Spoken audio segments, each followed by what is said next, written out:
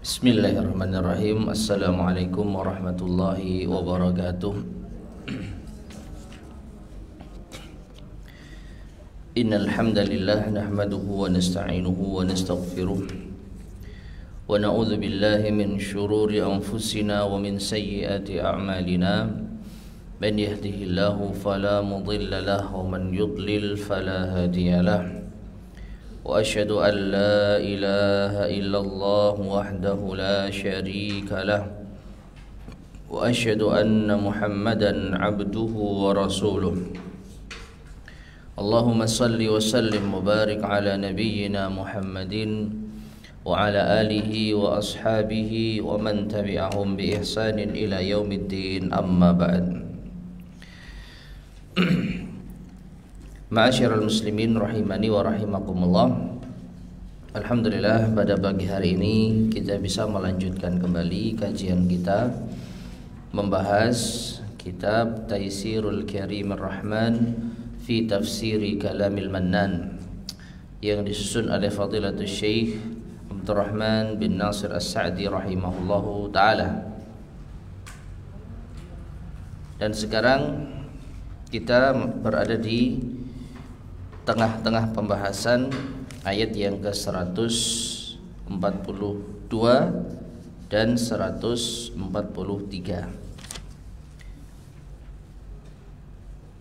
sampai pada ucapan dari al-muallif rahimahullahu ta'ala, wa min syahadati hadhihi al-ummati ala ghairihim. Jadi kita tengah membahas tentang firman Allah Subhanahu wa ta'ala, wa kadzalika ja'alnakum ummatan wasata litakunu syuhada'a 'alan nasi wa yakuna ar-rasulu 'alaikum syahida. Awal ayat yang ke-143.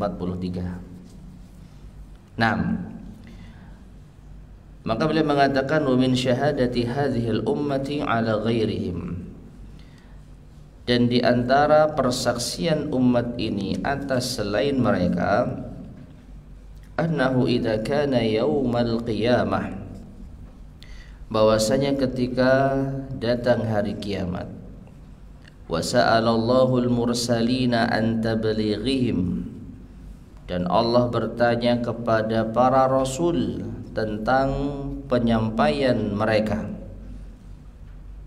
Apakah para rasul telah menyampaikan risalah? Apakah para rasul telah menunaikan amanah untuk menyampaikan dakwah kepada umat-umat mereka? Nanti Allah akan menanyai mereka, yaitu para rasul. Wal umamil mukadzibati an dzalik, dan juga Allah akan bertanya tentang umat-umat yang mendustakan hal tersebut. Wa ankaru annal anbiya'a ballagathum, dan mereka ada yang mengingkari bahwa para nabi telah menyampaikan dakwah. Jadi nanti Allah itu akan bertanya kepada para rasul, apakah dakwah telah kalian sampaikan? Dan juga nanti umat-umat itu akan mendustakan. Umat-umat yang menyimpang, yang mereka tidak mau mengikuti jalan Rasul, akan mendustakan. Belum sampai kepada kami dakwah Rasulmu ya Allah. Nah, ketika ini terjadi, istashhadal anbiya'u bihadhil ummah wa zakkaha nabiyuha, maka para nabi akan meminta umat ini untuk menjadi saksi, dan nabinya, yaitu Nabi kita Muhammad sallallahu alaihi wasallam, akan memberikan rekomendasi atas hal tersebut. Ya. Nah, jadi perhatikan ma'asyiral muslimin rahimani wa rahimakumullah. Allah berfirman, wa kadzalika ja'alnakum ummatan wasata, dan demikianlah kami jadikan kalian umat yang pertengahan. kalian umat yang pertengahan. Siapa yang dimaksud dengan kalian ini? Umatnya siapa? Umatnya Rasulullah SAW, kita. Ya, Allah akan menjadikan umatnya Nabi Sallallahu Alaihi Wasallam sebagai umat yang pertengahan, agar kalian menjadi saksi-saksi atas manusia, dan agar Rasul Sallallahu Alaihi Wasallam menjadikan kalian sebagai saksi. Jadi begini, Allah Subhanahu wa Ta'ala akan meminta pertanggungjawaban kepada para nabi dan rasul yang terdahulu. Apakah dakwah telah disampaikan? Apakah dakwah telah disampaikan? Maka para nabi tentu mengatakan telah disampaikan, karena mereka tidak ada yang berkhianat. Para nabi telah menyampaikan risalah Allah Subhanahu wa Ta'ala, tidak ada satupun yang disembunyikan.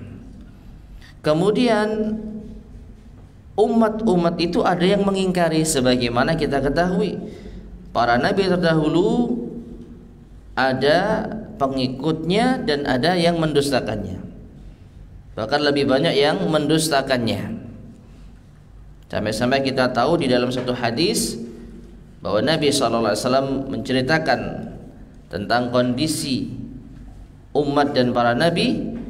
Ada seorang nabi yang hanya diikuti satu orang, ada yang hanya diikuti 2 orang, ada yang hanya diikuti tidak sampai 10 orang. Bahkan walaisa ma'ahu ahadun, ada seorang nabi yang tidak ada pengikutnya sama sekali.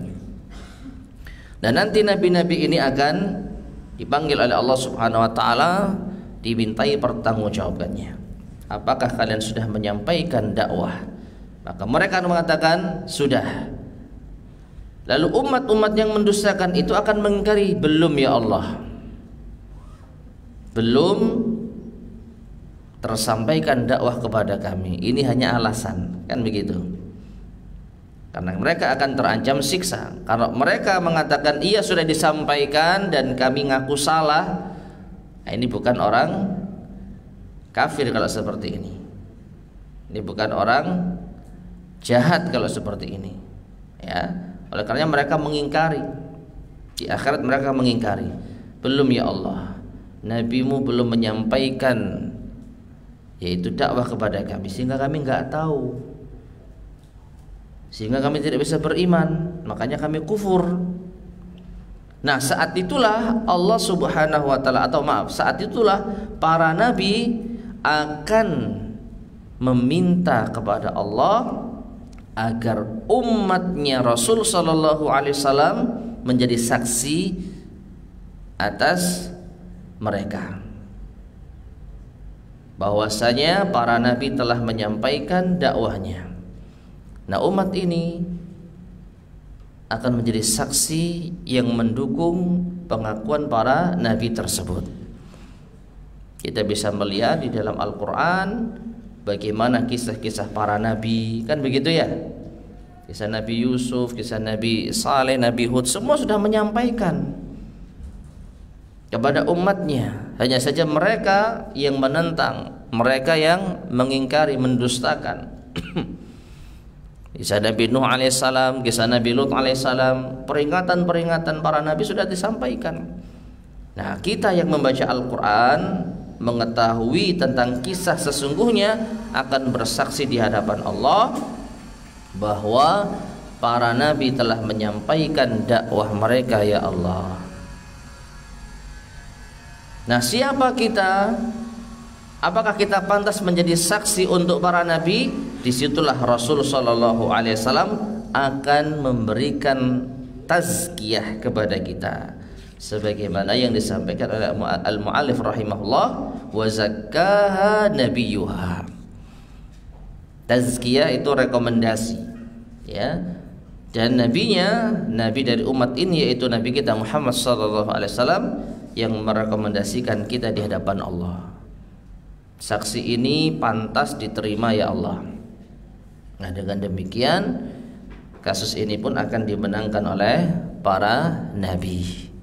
Mereka telah menyampaikan dakwah ini dengan amanah, sehingga yang dihukum adalah umat-umat yang mendustakan. Nah, seperti itu. Tayyib, ma'asyar muslimin rahimani wa rahimakumullah.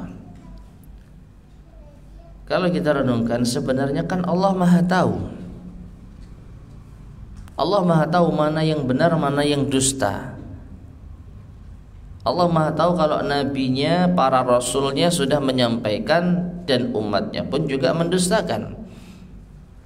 Namun mengapa Allah Subhanahu wa taala masih menanyakan para nabi dan rasul dan dikonfrontasikan dengan umat mereka, sehingga butuh dukungan dari saksi pihak lain seperti umat Nabi kita Muhammad SAW. Demikianlah didukung oleh Rasulullah SAW. Mengapa? Jawabannya agar tidak ada tuduhan. Kalau sekiranya Allah langsung menghukum tanpa ada persidangan, maka ya ada kesan, bisa dikatakan Allah menghukum tanpa ada bukti, tanpa ada saksi. Meskipun Allah Maha tahu. Agar tidak ada tuduhan Allah itu menghukum suatu kaum tanpa adanya pembuktian, maka Allah pun dengan hikmahnya mendatangkan mereka-mereka tersebut. Para nabi dihadirkan, umat-umat terdahulu dihadirkan, kemudian para saksi yaitu umat Nabi kita Muhammad SAW dihadirkan. Demikian pula dengan Nabi kita Muhammad SAW. Nah, jadi apa? Tidak ada celah bagi mereka untuk menuduh Allah Subhanahu wa taala itu salah di dalam memberikan hukuman. Nah, dan ini juga sama dengan persidangan masing-masing kita nanti. Allah tahu apa yang kita lakukan sejak kita lahir sampai kita nanti mati. Apa yang kita tampakkan, apa yang kita sembunyikan. Jadi tanpa perlu pihak ketiga, Allah sudah tahu isinya diri kita. Namun Allah Subhanahu wa taala tidak ingin nanti ada kesan Allah menghakimi tanpa ada proses, tanpa ada persidangan. Makanya nanti Allah Subhanahu wa taala tetap akan apa? Menyidang kita. Dan ketika kita mengingkari perbuatan kita, ya Allah, saya tidak melakukan ini dan itu ya Allah, apa yang terjadi? Apa yang terjadi Ibu sekalian? Siapa yang menjadi saksi? Anggota badan kita. Yauma nakhtimu ala afwahihim wa tukallimuna aydihim wa tashhadu arjuluhum bima kanu yaksibun. Pada hari di mana kami kunci mulut-mulut mereka. Sudah cukup. Ya, jadi ketika Allah menampakkan, bukankah kamu melakukan ini dan itu, maka saat mulutnya bisa berbicara, enggak ya Allah, saya enggak melakukan ini, enggak melakukan itu. Padahal Allah tahu. Baik, dikunci mulutnya. Wa tukallimuna aydihim, tangan bicaralah. Wa tashhadu arjuluhum, dan kaki akan menjadi saksi bima kanu yaksibun, atas perbuatan manusia ini. Sebenarnya Allah enggak butuh persaksian, tapi karena manusia ini mengingkari, maka dengan asas keadilan Allah akan mendatangkan saksi. Dan tiba-tiba atas izin Allah, atas kehendak Allah, tangan itu bisa berbicara, kaki bisa bersaksi, kulit, tulang, bahkan dalam sebagian riwayat bagian paha sebelah kanan, ya, ini yang akan pertama kali bersaksi di hadapan Allah Subhanahu wa taala atas perbuatan kita yang kita ingkari. Yang kita ingkari, ya. Nah, jadi Allah Maha Adil, tidak menghukum kecuali setelah ditegakkan bukti, meskipun Allah Maha tahu segala sesuatu. Taib, kemudian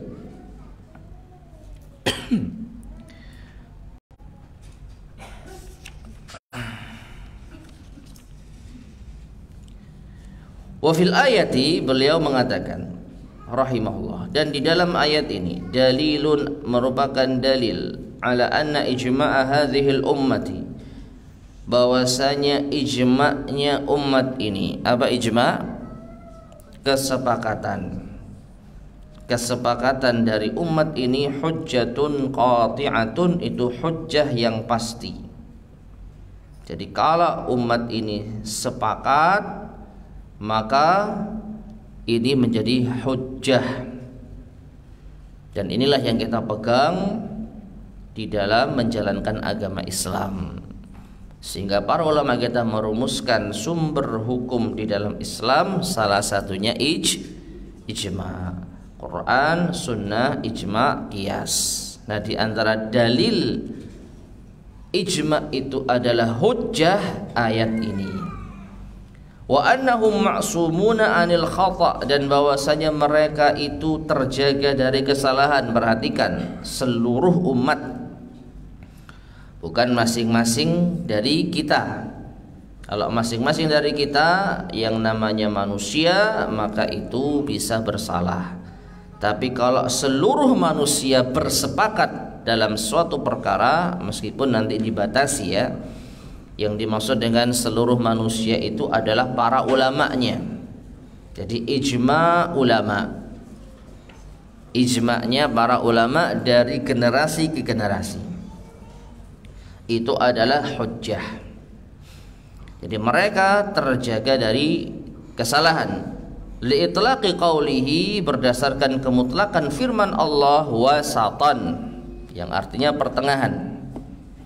Falau qaddara ittifaquhum 'alal khata'i, seandainya ditakdirkan atau anggaplah mereka bersepakat di atas kesalahan, lam yakunu wasatan illa fi ba'dil umur, maka tidaklah mereka dinamakan wasatan, pertengahan, kecuali hanya di sebagian perkara. Artinya Allah telah memastikan umat ini adalah umat yang wasat, pertengahan, umat yang adil. Menunjukkan bahwasanya kalau seluruh umat yang tadi diwakili oleh para ulamanya itu bersepakat atas sesuatu, maka itu dipastikan benar, adil. Kenapa? Kalau seandainya kesepakatan umat itu tidak dianggap, atau kesepakatan umat itu di atas kesalahan, tidak mungkin Allah memuji umat ini dengan wasat.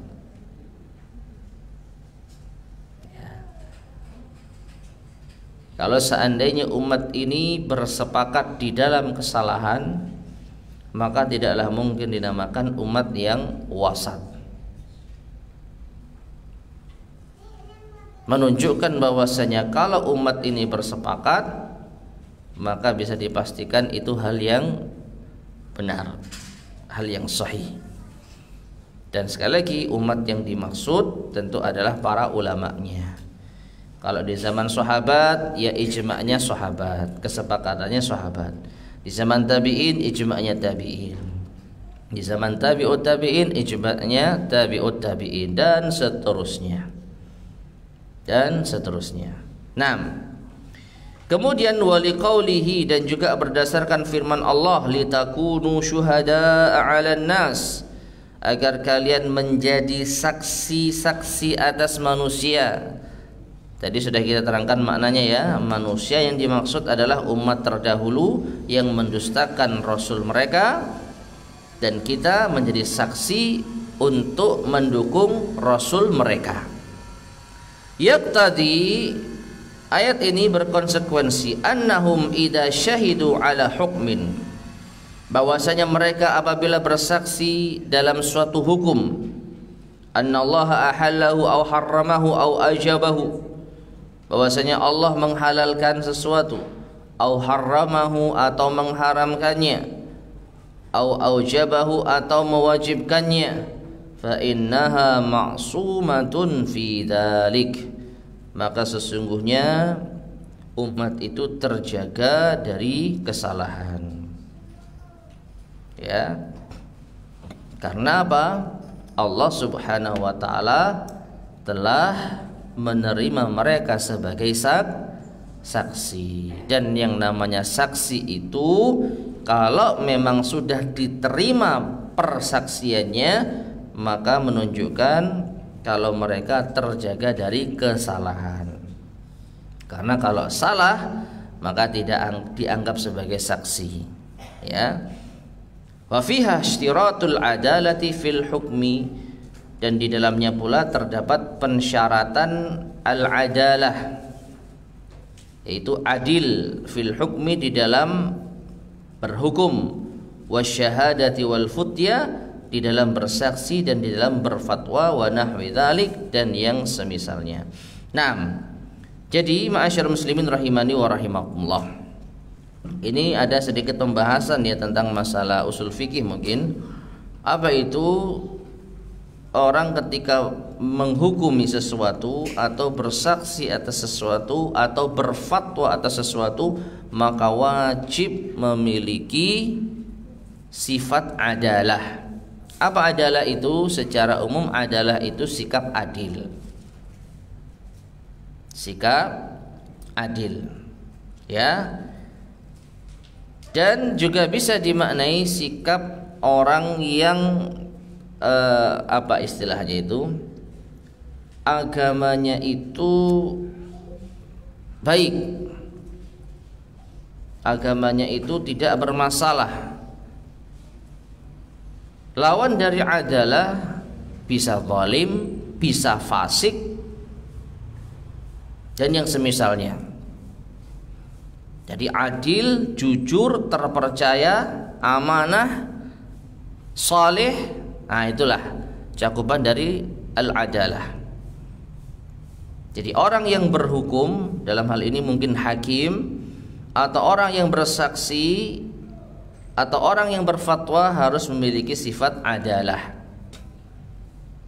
Tanpa ada adalah maka tidak diterima hukum, fatwa maupun persaksiannya. Ya, jadi agamanya bagus, amanah, jujur, dan tidak dikenal sebagai orang yang ahli maksiat. Ya, ini kita tidak membahas masalah hafalan ya. Masalah hafalan itu lain lagi nih. Ya, yang penting orang itu udul kalau dalam bahasa hadisnya, yahmilu hadzal ilma min kulli khalafin uduluhu.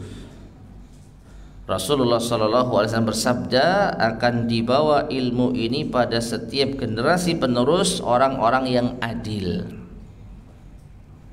yaitu mereka orang-orang yang agamanya baik, terpercaya, dan tidak dikenal sebagai pendosa, ahli maksiat. Nah, taib ma'asyar muslimin rahimani wa rahimakumullah, kita lanjutkan yaitu ayat yang ke-143. Jadi kemarin kita baca ayat 142 dan sebagian ayat 143. Nah, sekarang kita baca lanjutan ayat ke-143. Nah, belum dibaca ya, silakan dibaca terlebih dahulu.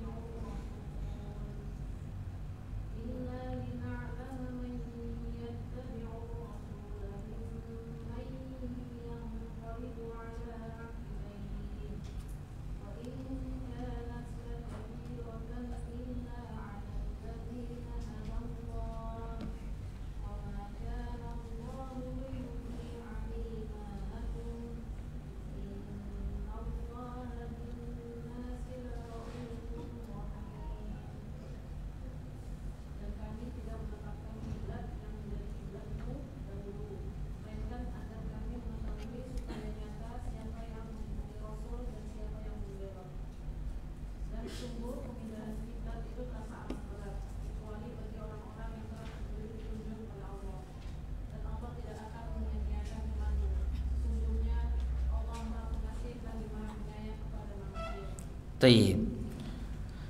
Yaqulu ta'ala, Allah Ta'ala berfirman, "Wa ma ja'alna al-qiblata allati kunta 'alayha illa lina'lama man yattabi'ur rasula mimman yanqalibu 'ala 'aqibayhi." Dan tidaklah kami menetapkan kiblat yang dahulu kalian mengarah kepadanya, yaitu ke Baitul Maqdis, illa lina'lama man yattabi'ur rasul, kecuali untuk kami ketahui siapa yang mengikuti Rasul dari orang-orang yang berpaling, orang-orang yang membelot. Wa in kanat lakabiratan, meskipun pemindahan kiblat itu terasa berat, illa 'alal ladzina hadallah, kecuali bagi orang-orang yang Allah beri hidayah. Wa ma kana Allahu liyudhi'a imanakum, dan Allah tidaklah menyia-nyiakan keimanan kalian. Innallaha bin-nasi laraufur rahim, sesungguhnya Allah Maha Pengasih dan Penyayang kepada manusia. Taib. Ma'asyarul muslimin rahimani wa rahimakumullah. Ini adalah tambahan keterangan dari Allah Subhanahu wa taala. Di antara alasan dan hikmah pemindahan kiblat oleh Allah Subhanahu wa ta'ala. Nah, sekarang kita baca penjelasan dari al-mu'allif rahimahullah. Yaqulu ta'ala, Allah Ta'ala berfirman, "Wa ma ja'alna al-qiblata allati kunta 'alaiha wa hiya istiqbalu Baitul Maqdis awwalan." Dan tidaklah kami jadikan kiblat yang kamu dahulu mengarah ke sana, yaitu menghadap ke Baitul Maqdis pertama kali. Menghadap ke Baitul Maqdis pertama kalinya. Illa lina'lam, kecuali agar kami mengetahui, kata Allah. Ai ilman yata'allaqu bihi thawab wal iqab, yaitu pengetahuan yang berkaitan dengan pahala dan siksa. Wa illa fahuwa ta'ala alimun bi kullil umuri qabla wujudiha, karena sesungguhnya Allah Subhanahu wa ta'ala Maha mengetahui segala sesuatu sebelum itu terjadi. Walakin hadzal ilm, akan tetapi ilmu Allah ini, la yu'alliqu alaihi thawaban wala iqaban, tidaklah terkait dengan pahala dan hukuman atau siksa. Litamami adlihi, karena kesempurnaan keadilan Allah.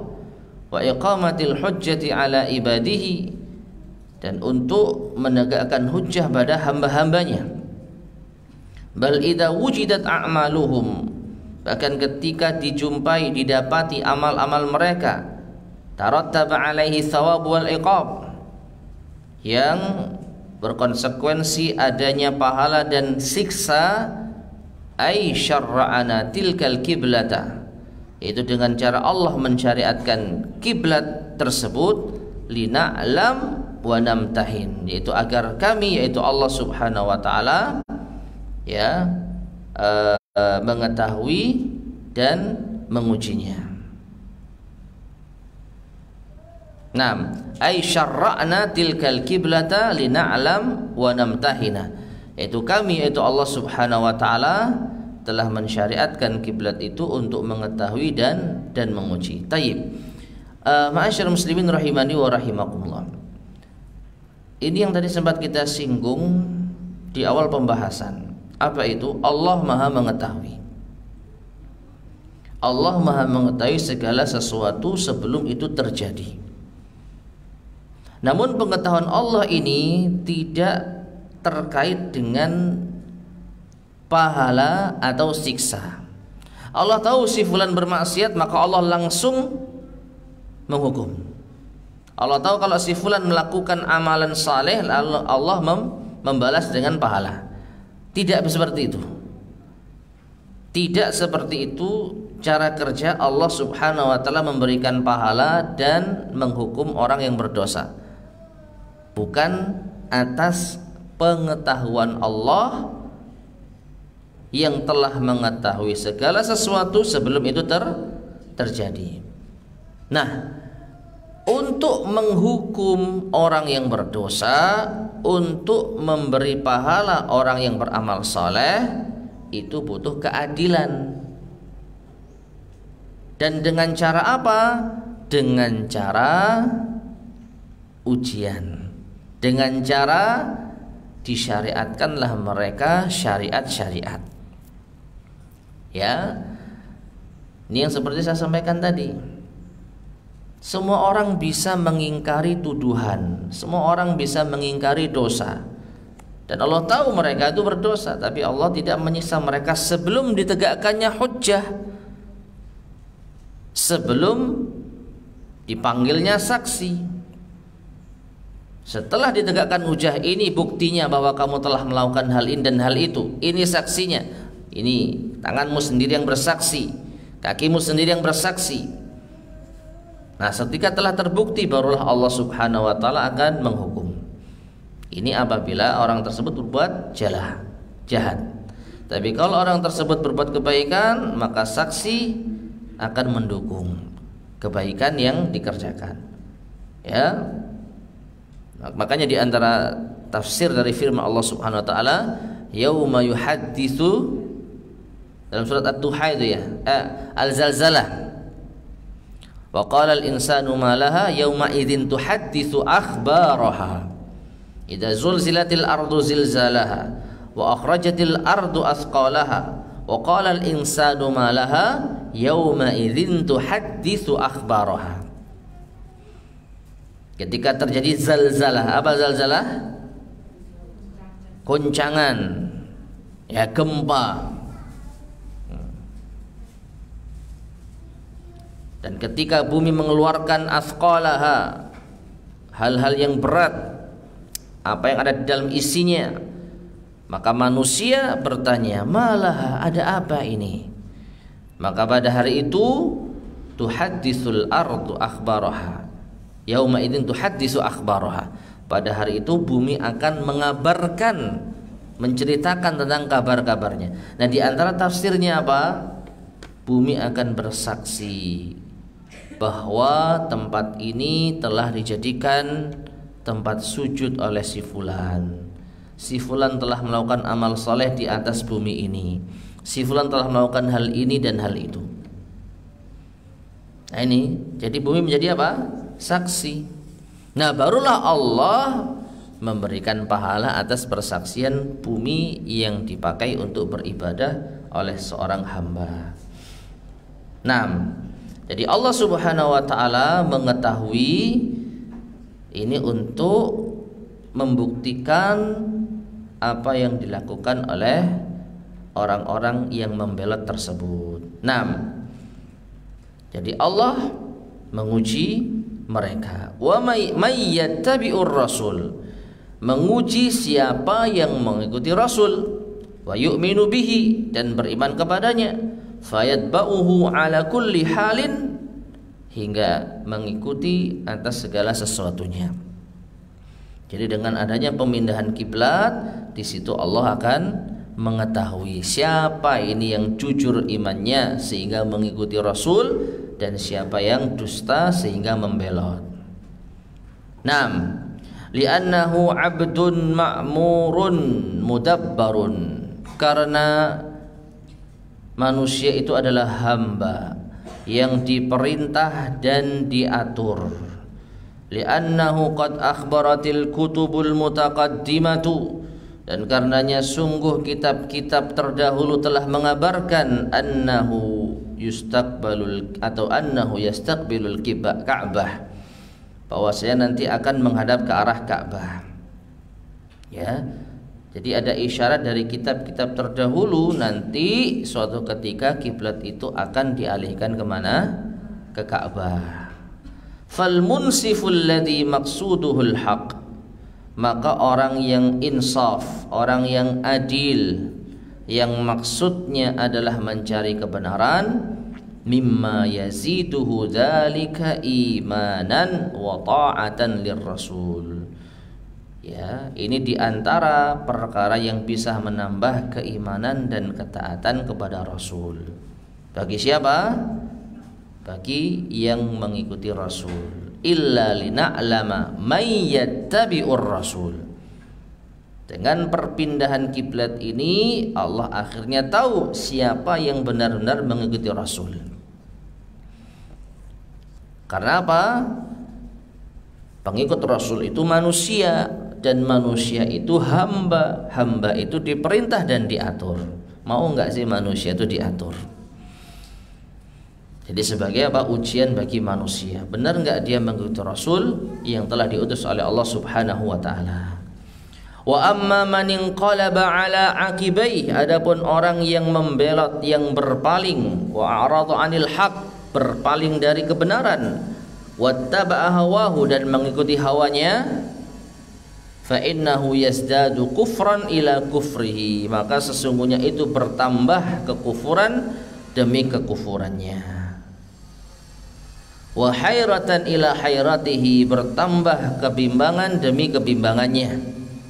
Semakin bimbang, semakin kufur.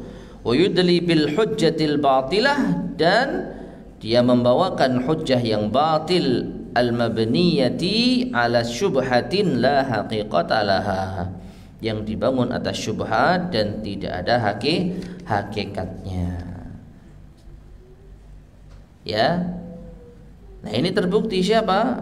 Orang-orang sufaha itu yang kemarin kita bahas. Sayaqulu syufaha'u minan nas ma wallahum an qiblatihim allati kanu 'alaiha. Orang-orang yang pandir, orang-orang yang dungu itu berkata, apa yang memalingkan mereka dari kiblat mereka yang dahulu mereka arahkan salat ke sana? Jadi Allah sebutkan mereka sufaha. Nah, orang yang seperti ini maka akan semakin kufur, semakin bimbang, semakin tersesat, hingga akhirnya mereka membawakan hujjah yang batil. Mereka membawakan hujjah yang batil. Nah, wa in kanat, meskipun ai sarfuka anha, meskipun ai sarfuka anha, berpalingnya dirimu dari kiblat yang dahulu, la kabiratan ai syaqqatan, itu berat. Illa 'alal ladzina hadallah, kecuali atas orang-orang yang Allah beri petunjuk. Fa'arafu bidzalika ni'matallahi 'alaihim, maka sesungguhnya mereka yang mendapatkan petunjuk itu tahu yang demikian itu adalah nikmat Allah pada mereka. Wa syakaru, dan mereka bersyukur. Wa aqarru lahu bil ihsan, dan mereka menetapkan dengan kebaikan. Haitsu wajjahahum ila hadzal baitil azim, ketika Allah mengarahkan mereka ke rumahnya yang agung, yaitu yang ada di Masjidil Haram, Ka'bah, ya. Alladzi faddalahu ala sa'ilil ard, yang Allah telah mengutamakan di atas semua bumi.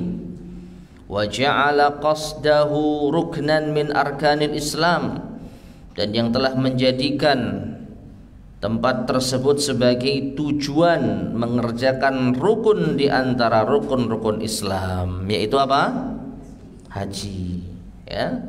Wa hadiman lidzunubi wal asam, dan rukun ini, rukun di antara rukun Islam ini yaitu haji, bisa menggugurkan, menghapuskan dosa-dosa dan kesalahan. Walihadza khaffa 'alaihim dzalik, dan karena inilah terasa ringan bagi mereka pemindahan kiblat dari Baitul Maqdis menuju Ka'bah, itu terasa ringan bagi orang yang mendapat hidayah Allah. Wa syaqqa 'ala man siwahum, dan terasa berat bagi selain mereka. Nah, kenapa? Karena orang-orang yang mendapatkan petunjuk dari Allah Subhanahu wa taala tahu tentang apa? Keutamaan dari Ka'bah.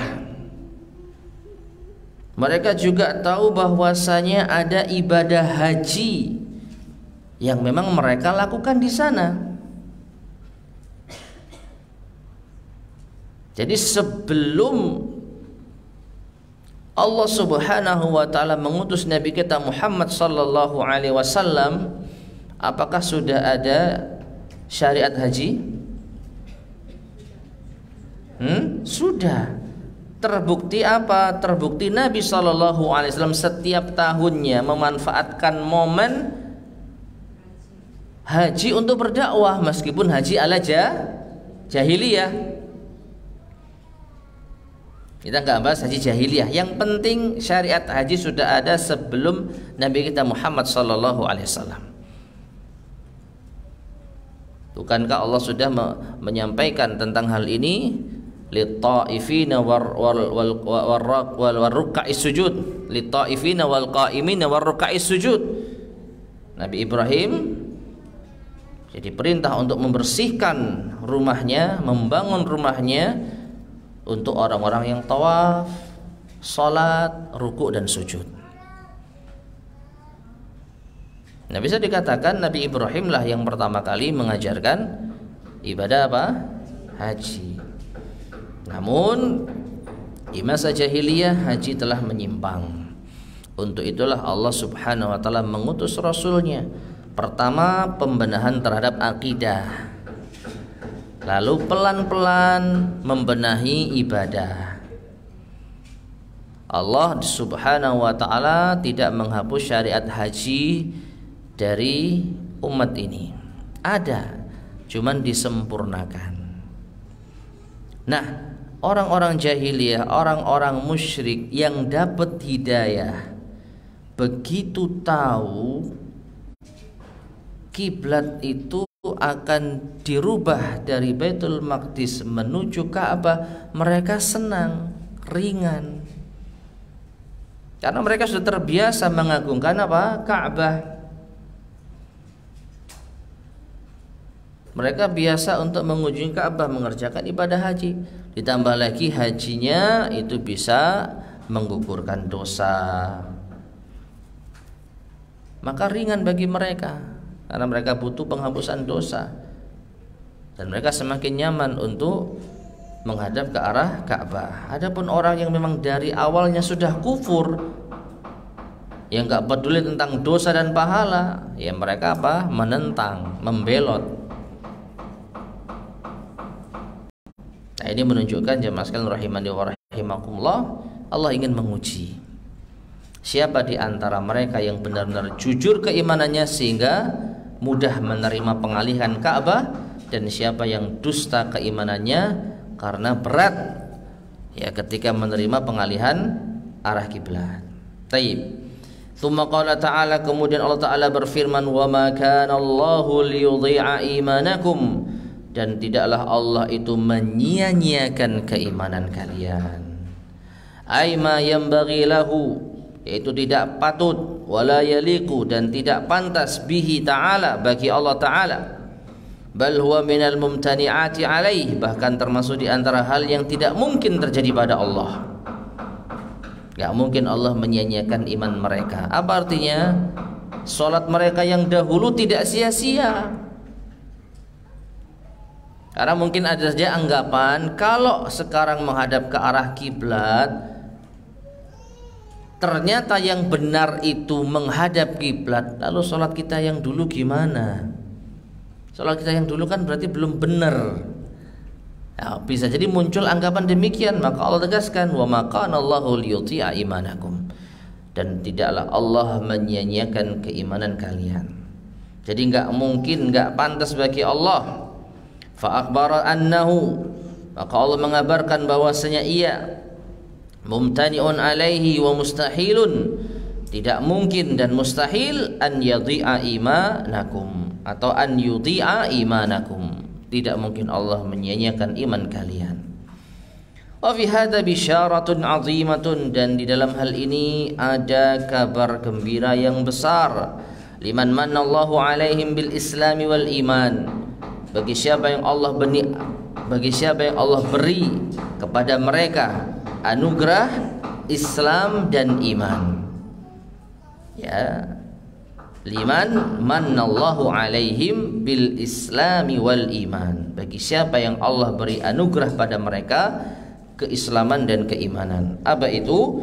Bi annallaha sayahfadhu alaihim imanahum, bahwa Allah akan menjaga keimanan mereka.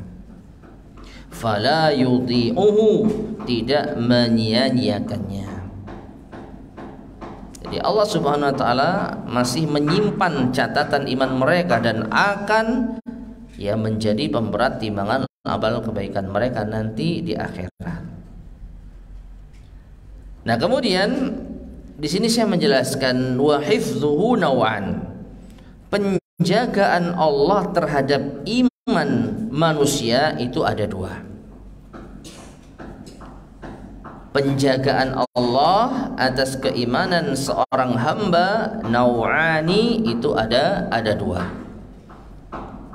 Yang pertama, hifdzun 'anid dhaya'i wal butlani bi'ismatihi lahum an kulli mufsidin wa muzilin lahu wa munqisin minal mihanil muqalqilati. Penjagaan Allah dari kesia-siaan dan batal, dengan penjagaan Allah dari segala hal yang merusak dan menghapusnya. Jadi Allah menjaga iman kita agar tidak sia-sia dan agar tidak batal, agar tidak terhapus. Dengan cara apa? Allah jaga iman kita dari setiap hal yang merusak dan yang menghapusnya. Wa munqisin, dan juga Allah menjaga kita dari hal yang bisa menguranginya. Minal mihanil muqalqilati, dari ujian kegoncangan. Wal ahwa'is saddati, dan hawa nafsu yang menghalangi. Ya. Ini penjagaan yang pertama. Allah memproteksi iman kita agar tidak batal, agar tidak rusak, agar tidak berkurang. Gimana caranya? Ya Allah kasih hidayah kita untuk senantiasa terjaga dari dosa dan penyimpangan.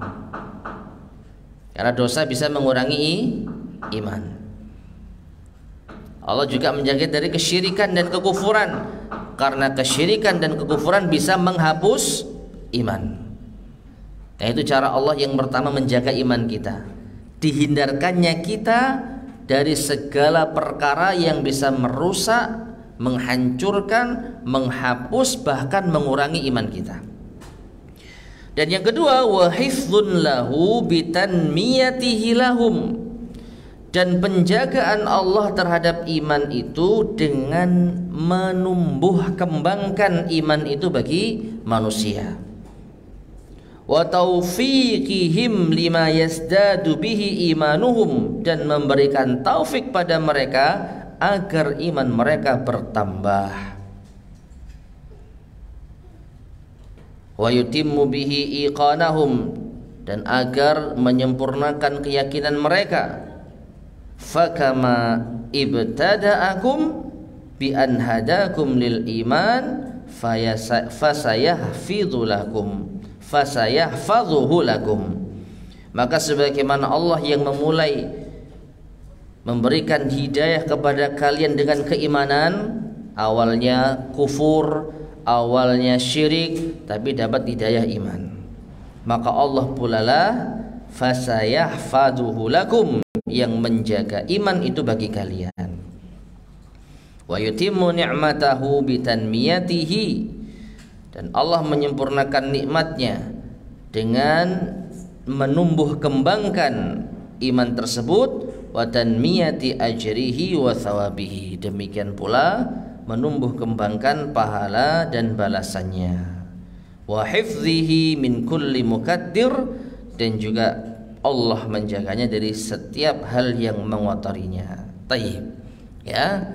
Jadi Allah intinya menjaga iman kita. Allah menjaga iman kita, tidak menyia-nyiakannya dengan dua perkara. Dijaga dari hal yang merusak, membatalkan dan mengurangi, dan dijaga dengan cara ditumbuhkan iman kita semakin bertambah. Ya, itu bentuk penjagaan Allah Subhanahu wa taala. Jadi kita tidak dibiarkan stagnan. Tidak dibiarkan iman itu datar. Tapi apa? Bertambah. Hal-hal yang mengurangi, hal-hal yang mengotori, hal-hal yang merusak itu dicegah dari kita. Dan hal yang bisa menambah, hal-hal yang bisa mengembangkan iman itu dimudahkan untuk kita. Nah, itu cara Allah memberikan penjagaan terhadap iman kita. Nah, kembali kepada ayat, Allah tidak menyia-nyiakan iman kita. Berarti apa? Allah akan menjaga iman kita dengan berkembang. 6. Kemudian, bal idza wujidatil mihanu, bahkan apabila didapati ujian-ujian, allati al-maqsudu minha, yang dimaksudkan dengan ujian tersebut, tabyinul mu'minis sadiqi minal kadhib, untuk menjelaskan mana mukmin yang jujur dari yang dusta. Fa innaha tumahhisul mu'minin, maka sesungguhnya ujian-ujian tersebut akan menyaring, akan memfilter orang-orang yang beriman, wa tudhiru sidqahum, dan akan menampakkan kejujuran mereka, wa ka'anna fi hadza ihtirazan, dan seakan-akan hal ini sebagai bentuk kewaspadaan, amma yuqal, dari apabila dikatakan inna qawlahu, sesungguhnya firman Allah Ta'ala, wa ma ja'alnal qiblata allati kunta 'alaiha illa lina'lama man yattabi'ur rasula mimman yanqalibu 'ala aqibaih, dan tidaklah kami jadikan kiblatmu yang dahulu itu berpindah kepada Ka'bah, melainkan agar kami tahu siapa yang mengikuti Rasul dari siapa yang membelot. Qad yakunu sababan litarki ba'dil mu'minina imanahum, agar tidak ada yang menduga ini sebagai sebab sebagian orang-orang yang beriman meninggalkan iman mereka. Maksudnya begini.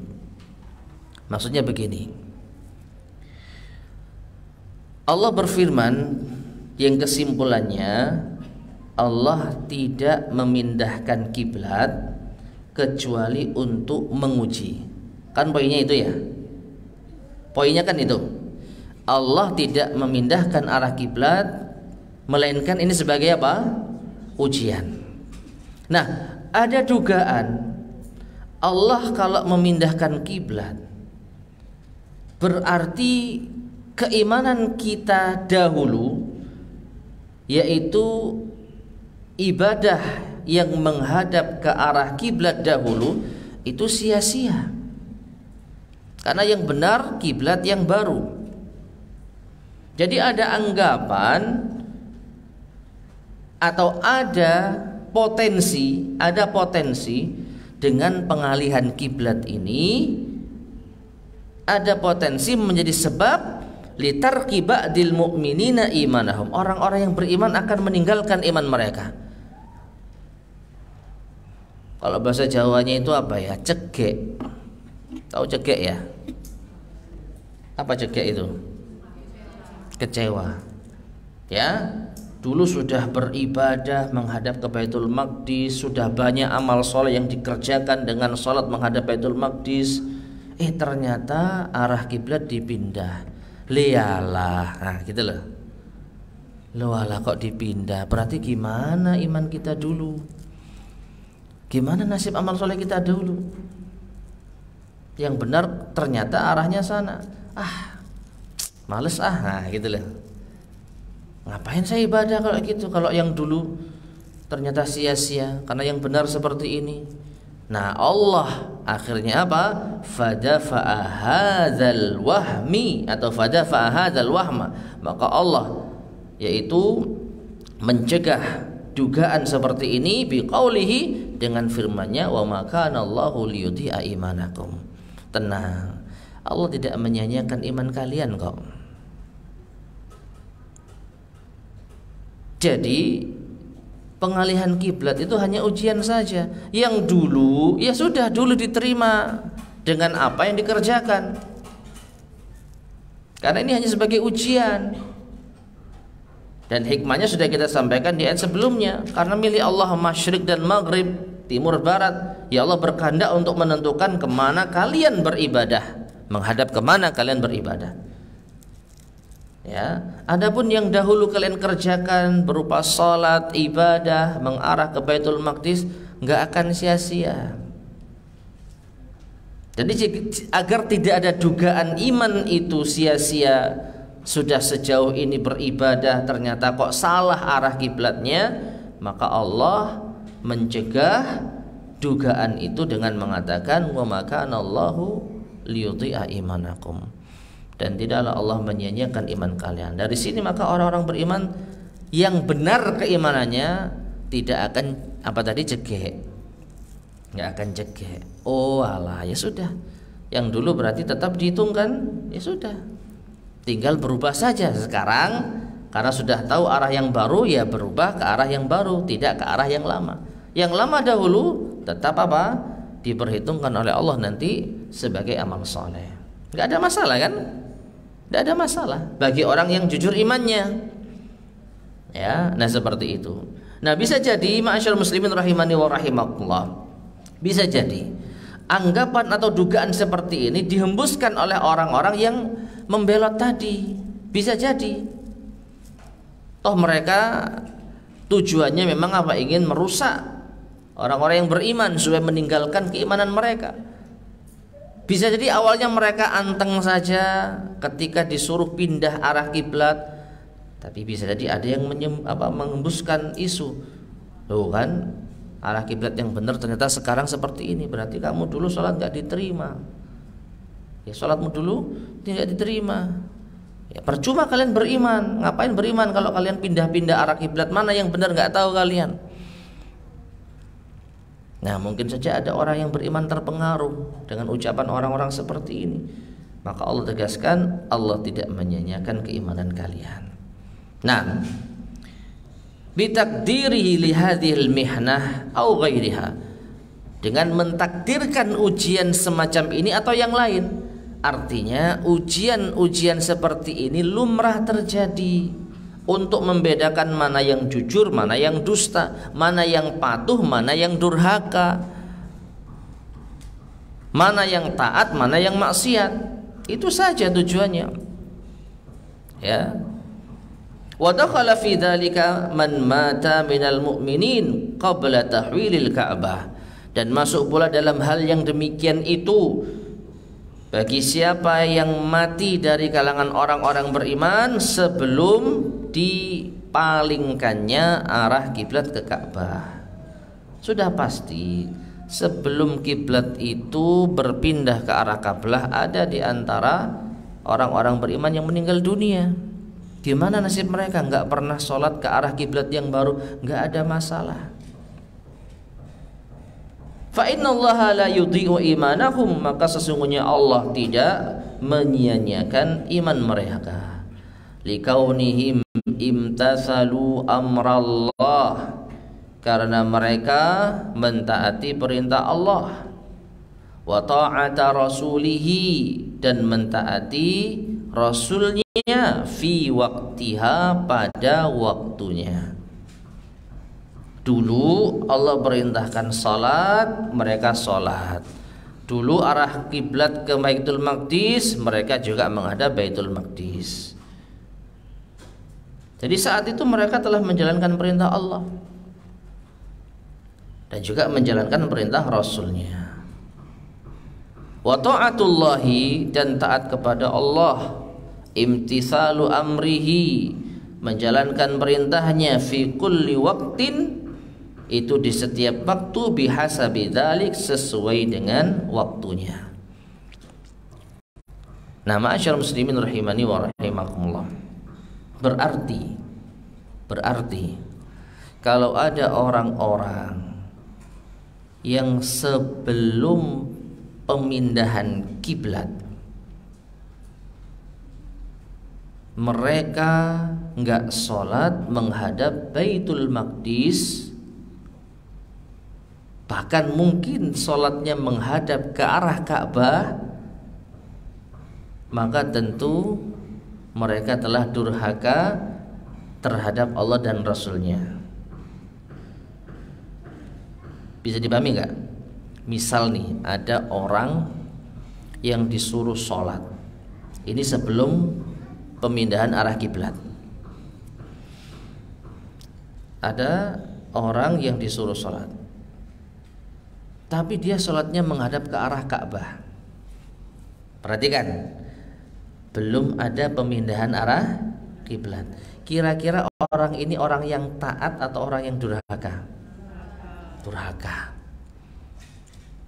Orang yang durhaka. Kenapa? Karena di saat itu syariat sholat perintahnya menghadap ke arah Baitul Maqdis. Tidak bisa dia katakan misalnya ya setelah pada akhirnya ternyata benar-benar sholat menghadap ke arah Ka'bah, nggak bisa dia mengatakan, loh kan benar saya dulu, kalian tuh ngeyel misalnya gitu ya. Tidak, saat itu Anda salah karena perintah Allah sesuai dengan waktu yang telah Allah tentukan. Di waktu itu ketentuan Allah sholat yang ngadap ke Baitul Maqdis. Kalau Anda menghadap ke arah Ka'bah ya salah saat itu.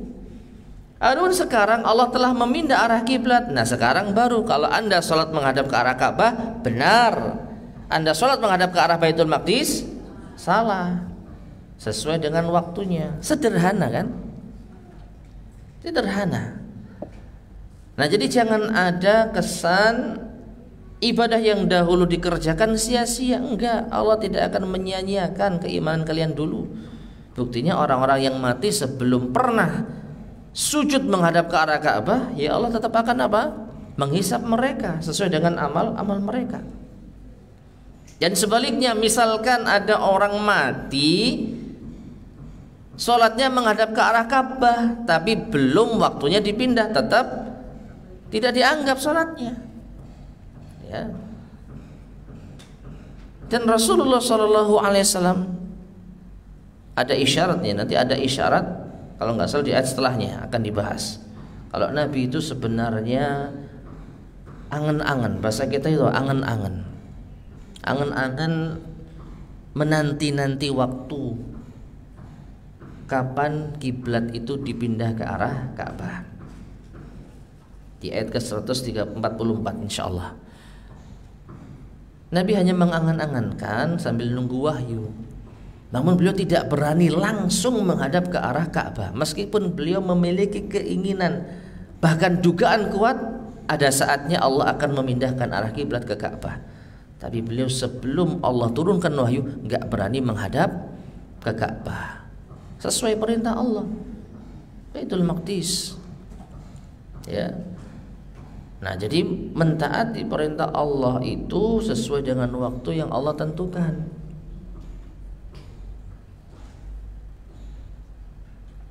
Wa fi hadhil ayah, maka di dalam ayat ini dalilun, merupakan dalil li madhhabi ahli sunnati wal jamaah, bagi madhab ahli sunnah wal jamaah, annal imana tadkhulu fihi a'malul jawarih, bahwasanya iman itu masuk di dalamnya amal-amal anggota badan ya. Nah perhatikan, Allah subhanahu wa ta'ala menyebutkan wa ma kana Allahu liyudhi'a imanahum atau imanakum, dan tidaklah Allah itu menyia-nyiakan keimanan kalian. Perhatikan, Allah menyebut keimanan kalian. Ini dalam pembahasan apa? Apa yang dimaksud keimanan kalian? Salat. Salat itu ibadah hati atau anggota badan? Yang dominan anggota badan. Menunjukkan bahwasanya keimanan itu juga mencakup amal anggota badan. Dan ini akidah Ahlussunnah wal Jamaah yang telah ditetapkan oleh para ulama kita dan diulang-ulang oleh mereka, bahwa iman itu qaulun bil lisan wa i'tiqadun bil jinan wa amalun bil arkan. Iman itu mencakup ucapan dengan lisan, syahadat la ilaha illallah Muhammad Rasulullah, wa'tiqadun bil janan, dan diyakini dalam apa? Hati. Wa amalun bil arkan, dan diamalkan dengan perbuatan. Ditambah lagi yazidu wa yanqus, bisa bertambah, bisa berkurang. Tapi poin intinya pada tiga hal ini. Ya, sehingga iman itu kalau tidak terpenuhi tiga perkara ini tidak dianggap sah. Apakah bisa orang melakukan iman pada satu bagian tapi tidak pada bagian lain? Bisa. Contohnya apa? Lisannya mengucapkan iman, syahadat. Amalnya melakukan iman, sholat, tapi hatinya kufur, orang munafik. Mereka bersyahadat, ya, mereka mengatakan amanna, kami beriman. Mereka sholat, meskipun Allah sebutkan fa in aqamu ila salati qamu kusala wa idza qamu ila salati qamu kusala. Kalau mereka bangkit salat malas-malasan. Tapi mengapa mereka dikatakan munafik, kafir? Karena hati mereka tidak beriman. Hati mereka kufur yang disembunyikan dengan ucapan dan perbuatan iman. Dan sebaliknya, orang kalau meyakini dalam hati tapi tidak mengucapkan kalimat iman dan mengerjakan amalan iman, tidak bermanfaat. Contohnya siapa? Orang Yahudi. Orang Yahudi sebenarnya hati mereka itu tahu, tapi mereka ingkari. Hatinya nggak beriman. Tidak bisa kita katakan orang Yahudi hatinya beriman. Justru karena mereka itu kufur. Mereka tahu, tapi mereka tidak menerima dalam hati mereka.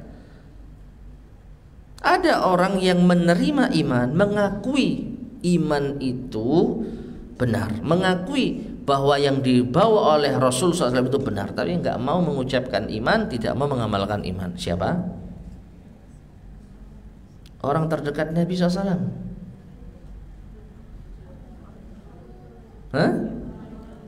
Paman beliau siapa? Abu Talib. Abu Talib itu mengakui bahwa apa yang disampaikan oleh keponakannya Nabi kita Muhammad sallallahu alaihi wasallam itu benar.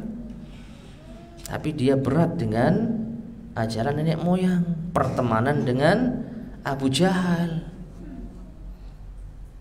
Hal targhabu an millati Abdul Muttalib, itu kan kata Abu Jahal, kamu benci ya sama agama nenek moyangmu. Ya. Padahal dia tahu agama yang dibawa keponakannya itu yang benar, tapi karena apa? Pertemanan dan kesetiaan terhadap agama nenek moyang, ia memutuskan tetap berada di atas agama nenek moyang, enggak mau mengucapkan syahadat. Padahal Nabi mengatakan, "Kul ya ammi kul la ilaha illallah kalimatan uhajju biha indallah." Kalimat yang akan aku menjadikan hujah di hadapan Allah nanti. Nah, maka iman itu mencakup keyakinan dalam hati, ucapan dengan lisan, dan amalan dengan perbuatan. Nah, di sini Allah Subhanahu wa taala menyebutkan salat dengan iman. Nah, jadi akidah Ahlussunnah wal Jamaah meyakini amal perbuatan termasuk bagian dari keimanan. Dalilnya ini. Wa qauluhu ta'ala, dan firman Allah Ta'ala, innallaha bin nasi la ra'ufur rahim. Sesungguhnya Allah Maha Pengasih dan Penyayang bagi manusia, kepada manusia. Ai syadidur rahmati bihim wa azimuha. Itu Allah begitu sangat, yaitu menyayangi hambanya dengan kebesaran rahmatnya. Famin ra'fatihi wa rahmatihi bihim, dan di antara kasih dan sayang Allah kepada manusia, an yutimma alaihim ni'matahu, Allah sempurnakan bagi mereka nikmatnya, allati ibtada'ahum biha, yang Allah memulai nikmat itu dengannya. Apa itu? Wa an mayyaza anhum, Allah membedakan, menyaring dari mereka, man dakhala fil imani bilisanihi duna qalbih, yaitu siapa yang iman itu hanya masuk di lisannya tapi tidak di dalam hatinya. Ya. Nah, jadi di antara rahmat Allah kepada orang-orang yang beriman, Allah menguji mereka supaya tahu siapa yang jujur keimanannya dan siapa yang dusta keimanannya. Dan ini tentu apa? Bentuk kasih sayang Allah kepada kita. Karena kalau Allah tidak tampakkan, kalau Allah tidak ungkapkan, maka bisa jadi kita akan hidup bersama dengan orang-orang yang tidak jujur, atau kita tidak mengetahui yaitu kondisi keimanan mereka. Ya, meskipun ma'asyiral muslimin rahimani wa rahimakumullah, ini kan mengisyaratkan tentang orang-orang munafik. Orang-orang munafik, demikianlah orang-orang yang jelas-jelas kufur. Jadi setelah diturunkan ayat ini, mereka kembali kepada kekufuran. Nah, seandainya Allah Subhanahu wa ta'ala tidak memberikan ujian semacam ini, bisa jadi apa? Ya, mereka akan terus berdampingan bersama dengan kaum muslimin, dan ini akan menyusahkan mereka. Bagaimana tidak, mereka berada dalam pihak yang sama, pihak orang-orang yang beriman, tetapi ada orang yang ragu dalam keimanan. Ini akan menyusahkan. Oleh karenanya saat perang Uhud, ketika kurang lebih 300-an pasukan yang dikomandoi oleh Abdullah bin Ubay bin Salul, kembang munafik itu mundur dari medan perang, Nabi SAW membiarkan, nggak diaboti bahasa kita. Meskipun ada sebagian sahabat yang mencoba untuk memanggil mereka, kalian kembali, gitu ya. Tapi Abdullah bin Ubay bin Salul tetap bersikukuh, tidak, kita itu ingin perang, bukan seperti ini caranya perang. Itu alasan saja, ya, alasan saja. Maka Nabi SAW mengatakan biarkan.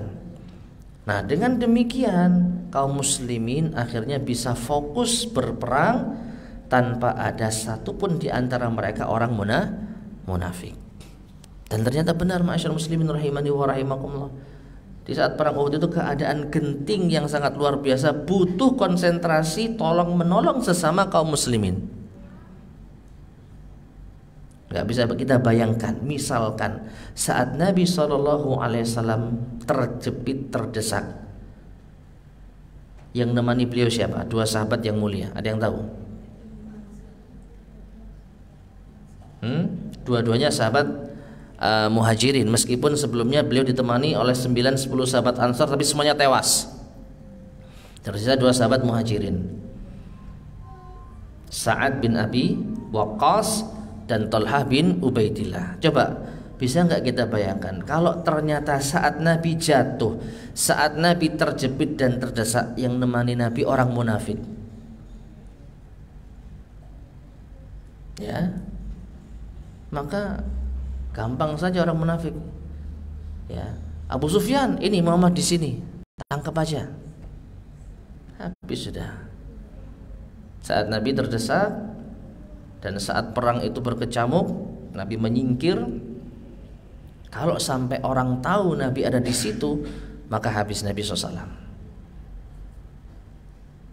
Nabi SAW ditemani dua sahabat yang mulia, Sa'ad bin Abi Waqqas dan Thalhah bin Ubaidillah. Mereka berperang. Yang penting ada musuh datang dilawan, tapi tetap menjaga kerahasiaan keberadaan Nabi SAW. Padahal di tengah-tengah peperangan itu mereka mencari mana Muhammad, meskipun pada akhirnya diisukan Nabi kita sudah meninggal. Nah, ini bayangkan kalau ternyata saat perang Uhud ada pihak orang munafik, maka hancur kaum muslimin. Oleh karena itu ketika orang munafik sudah terpisahkan dari barisan kaum muslimin, ini rahmat Allah menjaga agar pihak kaum muslimin murni 100% orang-orang yang beriman. Nah, demikian pula dengan ujian ini kita tidak perlu ragu lagi bahwa yang bersama kita itu adalah orang-orang pilihan, benar-benar beriman. Karena orang-orang yang dusta keimanannya sudah Allah saring dari kita. Nah, wa animtahanahum, dan juga Allah menguji mereka, imtihanan zada bihi imanuhum, dengan ujian yang bertambah dengannya iman mereka, wartafa'at bihi darajatuhum, dan tinggi derajat mereka, wa an wajjahahum ila asyrafil buyut wa ajalliha, dan Allah mengarahkan mereka ke rumah yang paling mulia dan yang paling agung. Allahu a'lam bishawab. Saya sempat melihat terjemahan ini di tanda kurung dengan surga. Ya. Wallahu a'lam bishawab. Kalau kita lihat konteksnya, harusnya ya Ka'bah. Harusnya ya. Jadi di antara rahmat Allah kepada hambanya, Allah memalingkan ibadah mereka menuju rumah Allah yang paling mulia dan paling agung, yaitu Al-Ka'bah. Wallahu a'lam bishawab. Entah kalau ada tafsiran lain, yaitu surga. Tapi kalau lihat konteksnya nampaknya Ka'bah, karena konteks kita adalah pengalihan arah kiblat dari Baitul Maqdis ke Baitullah, ke rumah Allah yang mulia, yaitu Al-Ka'bah Al-Musyarrafah, Ka'bah yang musyarrafah, yang dimuliakan. Wallahu ta'ala alam bissawab. Baik, ma'asyar muslimin rahimani wa rahimakumullah, kita cukupkan kajian kita di pagi hari ini. Insyaallah akan kita lanjutkan pada kesempatan berikutnya biidznillah subhanahu wa ta'ala, ayat yang ke-144. Sebelum kita akhiri, barangkali ada yang disampaikan, tafadhal silahkan.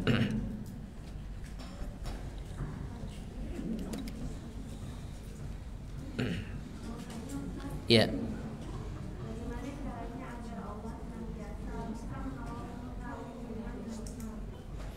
Bagaimana agar Allah senantiasa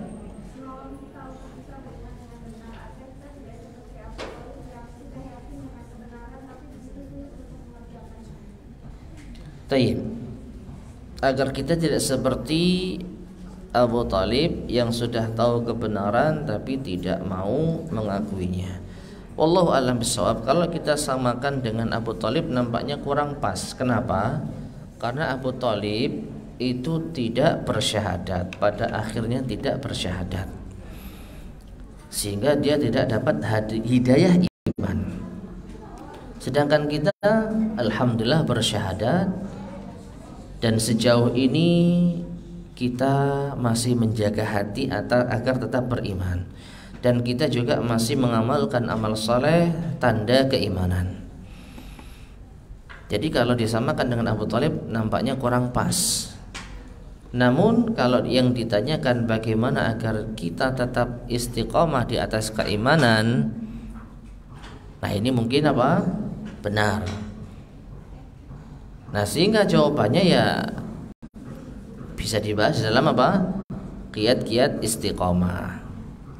Bagaimana agar kita istiqomah, ya? Bagaimana agar kita tidak kembali kepada kekufuran. Nah, kalau kita bahas kiat istiqomah ya tentu pembahasannya cukup panjang ya, cukup panjang. Karena istiqomah itu pembahasan yang sangat apa? Yang sangat luas. Wallahu a'lam bishawab. Ada lagi yang disampaikan? Nah, mungkin sedikit tips yang ini insya Allah banyak disebut oleh para ulama kita. Ya, jangan lupa untuk berdoa. Jadi begitu kita sadar iman kita sedang bermasalah dan khawatir sampai iman ini lepas, segera berdoa kepada Allah, minta peneguhan hati. Di antara doa yang masyhur yang diajarkan Nabi SAW, Allahumma ya muqallibal qulub tsabbit qalbi ala dinik. Ya Allah yang membolak-balikkan hati, teguhkanlah hatiku di atas agamamu. Ya musarrifal qulub sarrif qalbi ila ta'atik. Wahai yang membolak-balikkan hati, palingkanlah hatiku menuju ketaatan kepadamu. Itu diantara apa? Kiat yang paling utama. Selebihnya kita bisa menghadiri majelis taklim, kita bisa saling nasihat menasihati, taubat, istighfar, nah seperti itu. Wallahu a'lam bishawab. Ada lagi sampaikan? Baik, jika tidak ada kita cukupkan sekian. Semoga bermanfaat, kurang lebihnya saya mohon maaf. Kita akhiri. Subhanakallahumma bihamdika asyhadu an la ilaha illa anta astaghfiruka wa atubu ilaik. Alhamdulillahirabbil alamin. Wassalamualaikum warahmatullahi wabarakatuh.